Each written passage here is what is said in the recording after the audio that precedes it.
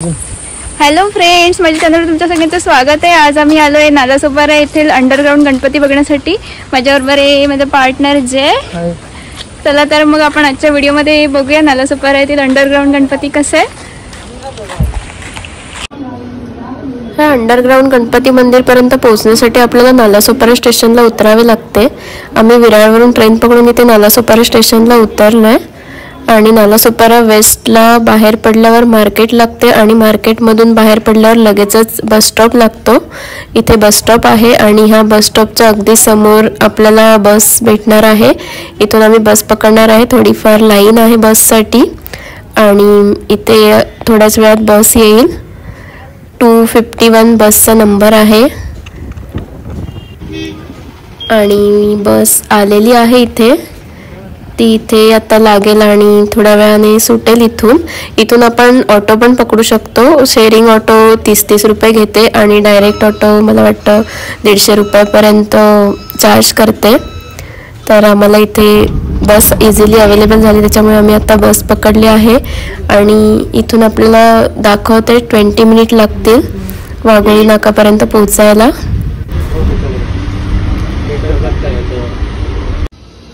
आणि साधारण 15 ते 20 मिनिटातच आम्ही बसमधून इथे उतरलो आहे वाघोळी नाकाला आणि इथून थोडंसं चालत जावं लागणार आहे कारण की बस एकदम मंदिरापर्यंत पोहोचत नाही।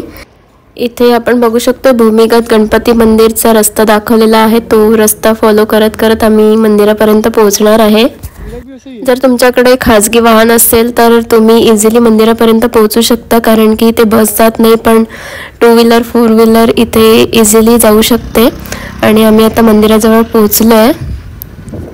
हे मंदिर मुख्य रस्त्यापासून थोडे आत आहे आणि रस्ते पण थोडे अरुंद आहेत, पण हे एकदम सुंदर ठिकाण आहे। एकदम शांतता आहे इथे।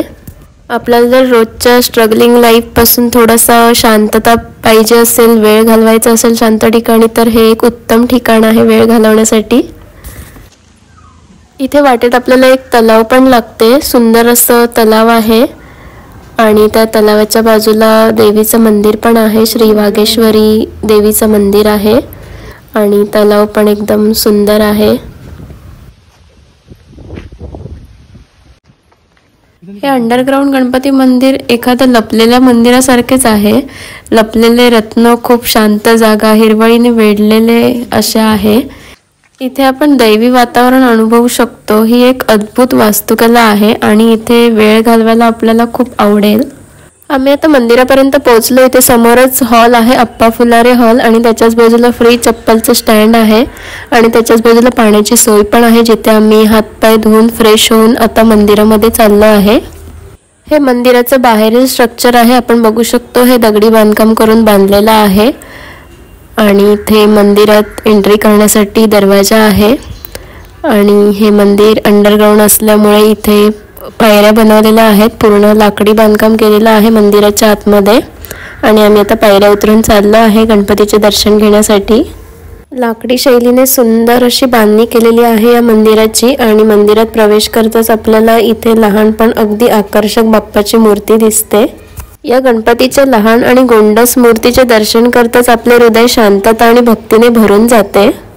हे एक असे ठिकाण आहे जिथे तुमचे मन स्थिर होते आणि तुमच्या प्रार्थना ऐकल्या जात आहेत असे वाटते। म्हणूनच या गणपतीला इच्छापूर्ती गणपती मंदिर असे म्हटले जाते, जिथे इच्छा खरोखरच पूर्ण होतात। आणि हे मंदिर वाघोळीच्या एका शांत कोपऱ्यात जमिनीखाली लपलेले एक लहान पण दिव्य भूमिगत गणपती मंदिर खरोखरच एक रत्न आहे असे मानले जाते। अनेकांचा असा विश्वास आहे की येथे शुद्ध अंतःकरणाने केलेली कोणतीही इच्छा पूर्ण होते आणि बाप्पाभोवतीचे वातावरण इतके सकारात्मक आहे की तुमच्या सर्व चिंता त्याच्या चरणी सोडून दिल्यासारखे वाटते। त्यामुळे तुमच्या गोंधळलेल्या आयुष्यातून शांततापूर्ण वेळ घालवायचा असेल तर तुम्ही या मंदिराला नक्की भेट द्या।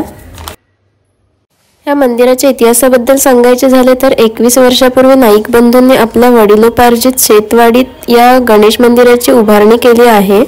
सुमारे 15 फूट खोलीवर त्यांना भगवान गणेशाची एक शुभ मूर्ती सापडली, जी स्वयंभू किंवा स्वयंप्रकट मानली जाते, म्हणजेच ती पृथ्वीवरून नैसर्गिकरित्या प्रकट झाली। या शोधाचे दैवी महत्त्व ओळखून श्री फुलारे यांनी एक सुंदर भूमिगत मंदिर बांधून तिचा सन्मान करण्याचा निर्णय घेतला आणि ह्या मंदिराची उभारणी करण्यात आली।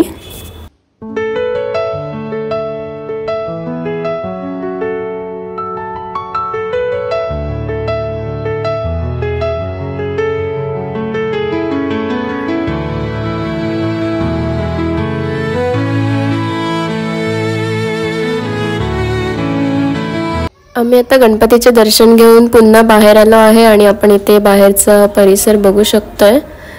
इथे आपण मंदिराला बाहेरून प्रदक्षिणा पण घालू शकतो आणि इथे एक विंडो आहे, तिथून आपल्याला गणपतीचे मुखदर्शन होते.